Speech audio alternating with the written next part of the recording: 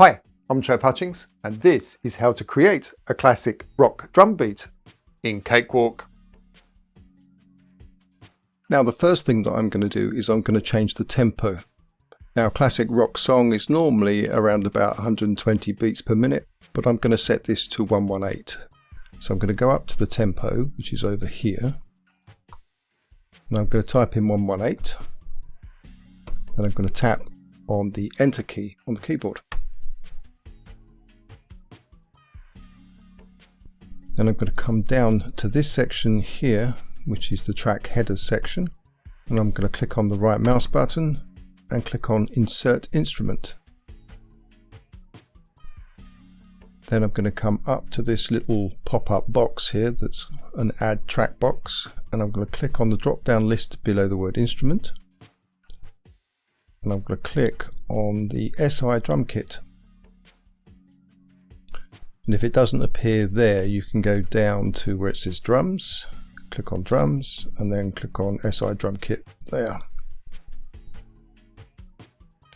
Then I'm going to click on create.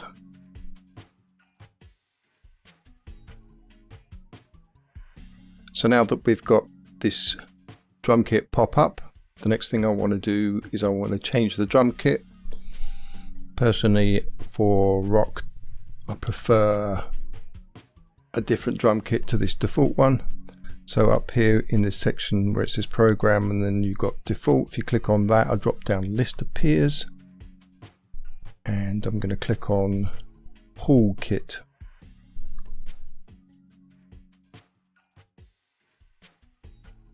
And if you're not sure what kit to choose, just click on one and then you can play the drums to hear what it sounds like. So I'm happy with that, so I'm going to close that window. Now I'm going to go down to the header for this instrument kit, and I'm going to click on this little double arrow to expand the track up, just to make it easier to see what's going on. And I'm going to right mouse click in this section, which is the track record area. So right mouse click in there and then move the mouse over view and then down to step sequencer in this pop-up menu and click on step sequencer. So the step sequencer pane is now open to the bottom here. If you can't see all of these notes, you can either move up to this part of the pane, which is the top of the pane, so that your cursor turns into this double arrow, and drag up and down. Or you can use the scroll bar at the side here. Just move that with the cursor up and down. I'm going to make it slightly higher so that I can get all the tracks on here. There we go. Now a lot of classic rock drum songs start with an intro beat, so I'm just going to add a simple intro beat to this MIDI pane. So at the bottom row down here, if you look along at this grid here, what we've got at the moment is up here it says that the song is in 4/4, which is 4 beats per bar. And if you look over here, it says we've got 4 beats on the grid. So this grid is 1 bar long. And it says here under steps 4. So we've got 4 steps to each beat. So you can see we've got 4 light grey squares, then 4 dark grey squares, and then another 4 light grey squares, and another 4 dark grey squares. And the light grey squares are beat 1, dark grey squares for beat 2, light grey squares for beat 3, dark grey squares for beat 4. So for this intro, I'm just going to go down to this bottom one here where it says C3, and this is the kick drum. And if you click on there, you'll hear it. And I'm just going to add 3 notes here to the first step of the first 3 beats. All you do to do that is you just literally click on the left mouse button on the step square. Then I'm going to add 3 snare beats. So I'm going to go up to the snare beat, which is where it says D3. I'm going to come over here to the end of the third beat. So we've got here this step, the fourth step of the third beat, then the first step of the fourth beat, and the third step of the fourth beat. And if we play that now, we can hear what this intro is like.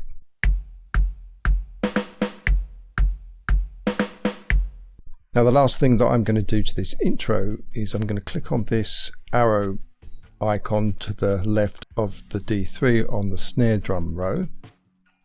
And this will expand it down, and you might have to press on the arrow on the scroll bar to see the window view of this. And I'm going to change the first of these snare drums just so that the snare doesn't sound quite so computer. So I'm going to go here, it says 64 here, and along this line you'll see the first of these bars. I'm just going to click on that first bar at that 64 line, and that's going to change the velocity of the first beat. So the first beat is now going to be less velocity, so quieter than the second two beats. And I go back here and I'm going to click on the arrow icon again to close that section, and if we play that now, you'll hear it sounds a little bit more realistic.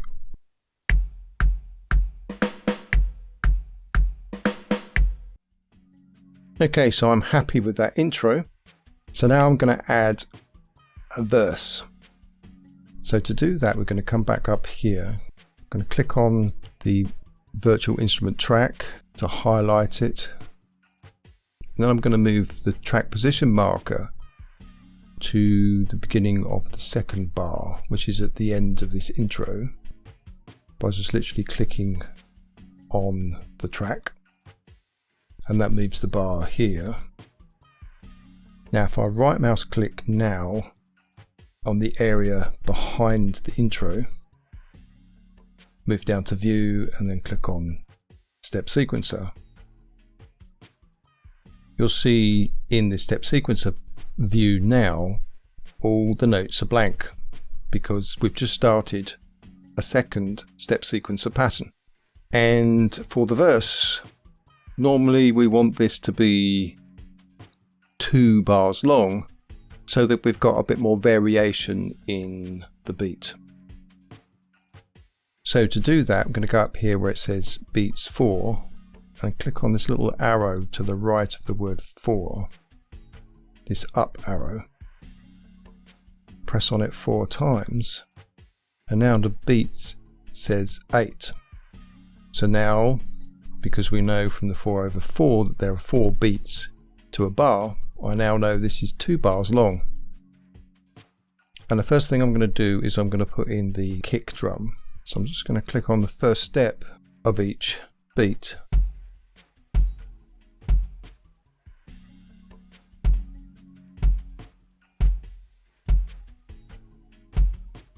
Then I'm going to add a snare drum over every other kick note.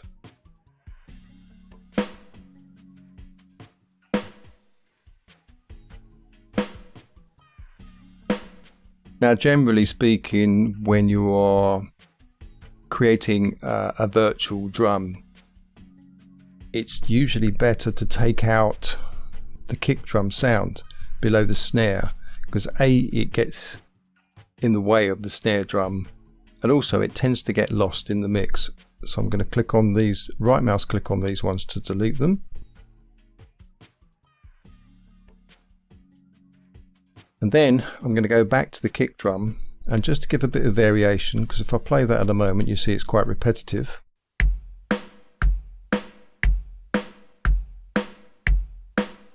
So I'm going to go right down here to this 7th beat, and on the 3rd step I'm going to add another kick note. So if I play that now, you'll see that there's just enough variation to give it some interest.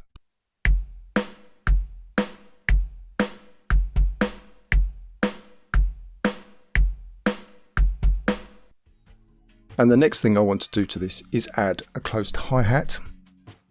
So I'm just going to scroll up here so I can see the other notes. There we go. I'll just click around here somewhere.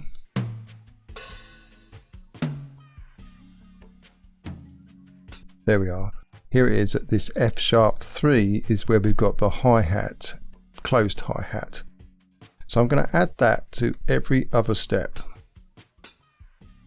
And this is a very typical hi-hat sound for a classic rock beat. So if I play that now,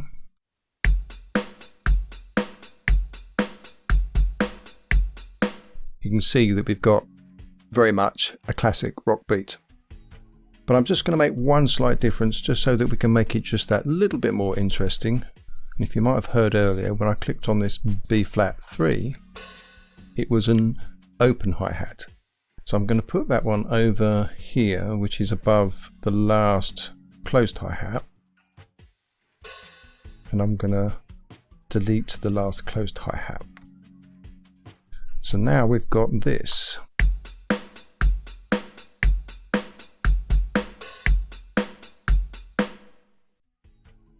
Just gives us enough variation to make the drum beat interesting. So now I'm happy with that. So let's go back up here to the actual track itself. You can see we've got the intro here, and then we've got the verse here. Now this is only 2 bars long, and we expect it to be quite a bit longer than that for a verse. And generally speaking, if we use the classic setup for a song, I'm just going to click on this minus on this zoom out icon, because I want to come out there a little bit more so I can see more of the screen. And I'm actually going to come over here and click on this collapse icon here, just to get rid of this section over on this side, so I can see more of the track. Now this is the verse that we've just created, and I'm going to drag the end of that to loop it. And what I want to do is loop it 8 times. If I drag along, you'll see that we get these little indentations, and that marks the end of each loop. So I can see here I've got 2 loops now. I've got 3, 4, 5, 6, 7, 8. It's to there. So 1, 2, 3, 4, 5, 6, 7, 8. So there we are. I've looped it now nice and quickly to 8 loops long. Now, a song isn't complete without a chorus. So I'm going to click at the end of the verse loop. So that moves this track position marker to the end of the loop. Now it's worth saying here actually that I have clicked on this section just here, which is the snap. And sometimes if I right mouse click on that, you'll see here it's got these, and sometimes it's on something like 16th. So when you click at the end here, you could end up not being right on the end. So I always come up here, right mouse click on this one, this snap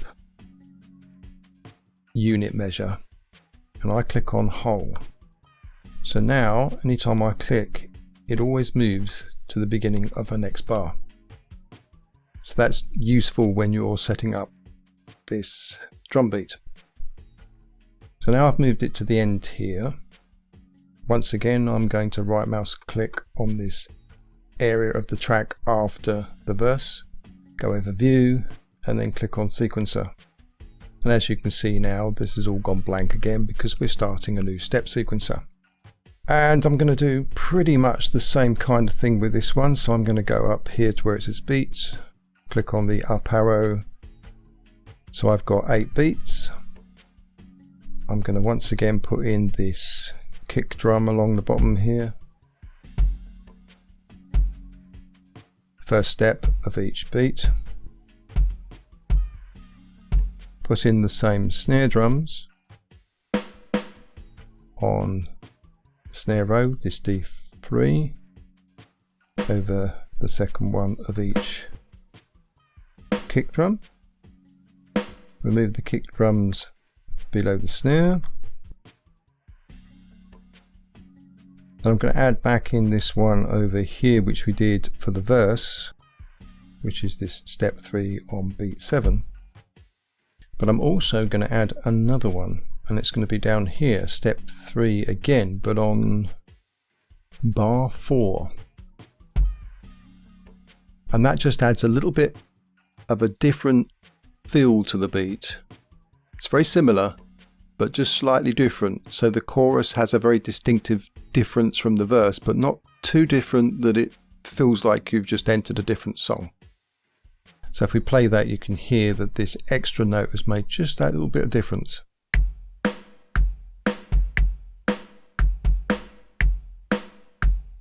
Now, I would have gone to this F sharp 3 on the verse to put in the hi-hat, but what I actually want on the chorus is to use the ride cymbal, which is very typical of rock music, to do this in the chorus.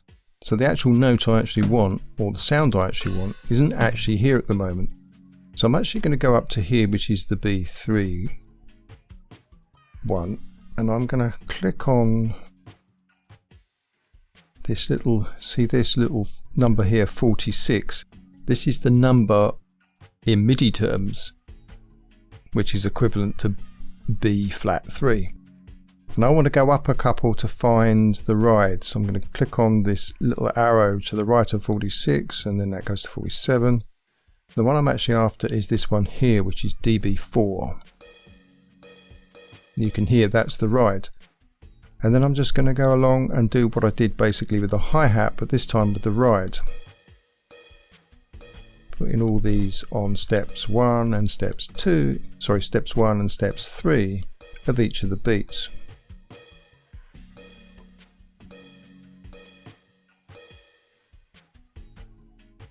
So we've got this going on as our chorus, which is kind of great, but I just feel that the ride is sounding too computerized. So I'm going to click on this arrow to the left of dB4, and you'll see here once again we've got this velocity set up here, and you can see all the ride notes are all at the same level. And generally you want that to be correct for the first step of each beat.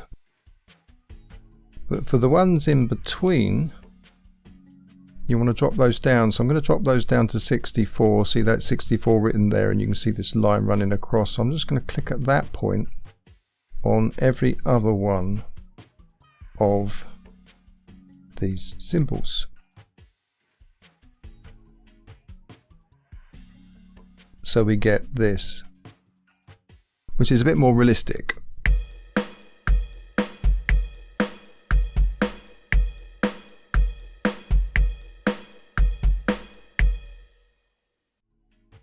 And what I'm actually going to do, just to give it a little bit more interest in that, is actually on every other symbol that is at the high level, I'm going to drop that down as well. So this one here, and then leave that one, and then come to this one, then leave that one and come to this one, leave that one and come to this one.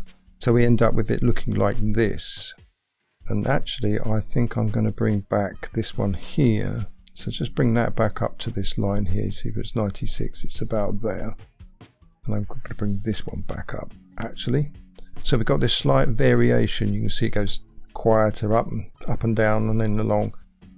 So if I play that now,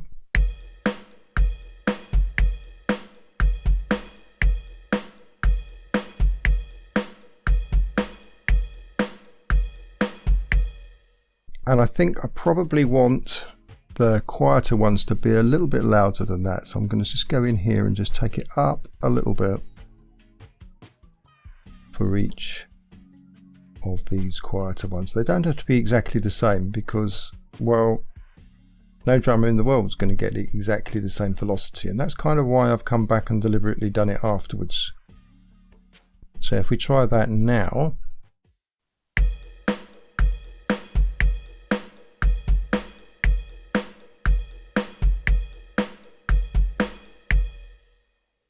that's a much more realistic sounding ride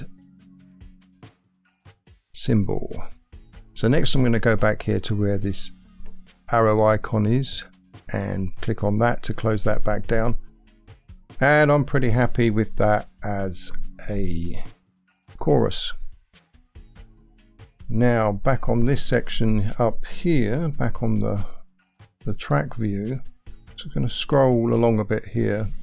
You can see this is where we've got our chorus. And a chorus obviously isn't 2 bars long, but normally it's about half the length of the verse in rock. So I'm just going to drag the end of this again. So you see my markers coming up, so I can see that there is 4, 1, and because we've got these little indentations, 1, 2, 3, 4. And so now I've got my verse and my chorus. Now, in typical music style, the verse and the chorus repeat themselves. So what I'm going to do is click on the verse. Then I'm going to click on the Control key on the keyboard, and I'm going to click on the chorus, and that gets both of them together. But now I've got both of them highlighted. I can right mouse click on them, and I can move over Edit on the pop-up menu, and then slide over here to Copy. Now you'll get this little box up here, and 2 will be ticked: Events in Tracks, obviously we want that, and Track and Bus Automation. Well, we don't actually have any of those automations on at the moment, so you don't really need this one on. So I'm actually going to turn it off because there aren't any. Then click on OK. Then I'm going to come to the end of the chorus, and then click on the track. Now I've moved the track position marker to the end of the recordings. Then right mouse click to the right of the track position marker, move over Edit, and then click on Paste. And you'll see now I've copied both the verse and the chorus. So now we've got a verse, a chorus, a verse and a chorus. And generally speaking, we want it to be that again. So I'm going to click on the end here, and then I'm going to right mouse click, move over Edit, and then come down and click on Paste again. So now our song is intro, verse, chorus, verse, chorus, verse, chorus. And if I click at the end here now to move the track position marker to the end and look up here, you'll see that it says on here that our song at this moment is 2 minutes and 28 seconds long. And generally, to make it a little bit longer, rock songs tend to add the chorus on the end again. So I'm going to click on the chorus, right mouse click on the chorus, hover over Edit, and then I'm going to click on Copy. Once again, click on OK in this copy box, move the mouse cursor to the end, right mouse click over Edit, and then click on Paste. So now we've got the chorus twice at the end, and if I move the cursor there, you'll now see we're on 2 minutes 44, and we're coming up to about the right length. And lastly, I'm just going to add the somewhat classic to the end of this, which is an ending, funny enough. So I'm going to right mouse click after the last chorus, go down to View, and then click on Step Sequencer. Once again, Step Sequencers come up and it's blank. And with this one, we're actually going to make it 5 beats long. There is a reason for that, because the actual drum pattern itself is going to be over 4 beats, i.e. 1 bar. But generally speaking, at the end of a song, particularly with rock, you tend to have a cymbal crash. And that's why we need to add this last beat so that we can put the cymbal crash on the end. So we're going to go with a very, very classic ending. So we're going to go down here to the kick drum row. I'm going to put a kick drum on the first step of each beat, except the last one, so just for the first 4, so the actual bar itself. And then we're going to come up here to the snare row, and we're going to put 1 on the first step of the first beat and then 1 in the third step. And then we're going to do the classic roll of the drums. And if we look here, are we at the top? Yep. So if we go along here, you'll see. Now I know these from the MIDI numbers, but if you're not familiar, the top line here is the high tom. Then 2 down, we've got the mid tom. And then if we go down another 2 to here where it says 43, we've got the low tom. So we're going to start with the high tom. We're going to do what we did with the snare drum, but in the second beat. So we're just going to add 1 to the first step of the second beat and 1 to the third step. Then we're going to come down to the mid tom and do the same there. And then down to the floor tom and do the same there. So we end up with this.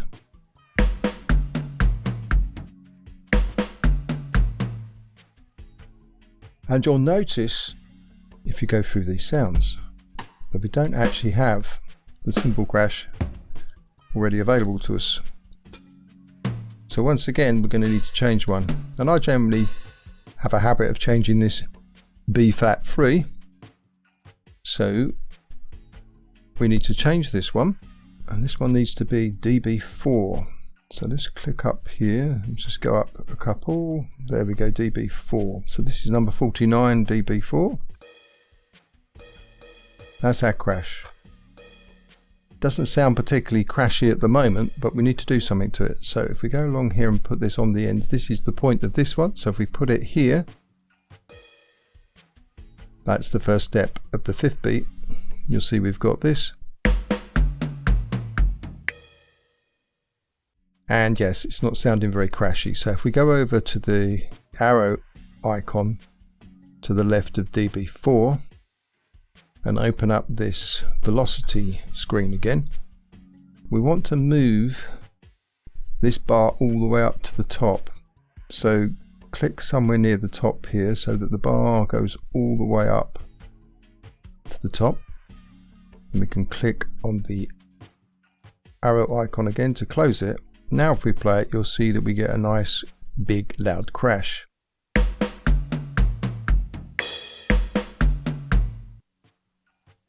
And there we have it. We have a rock beat, and this is what we have ended up with.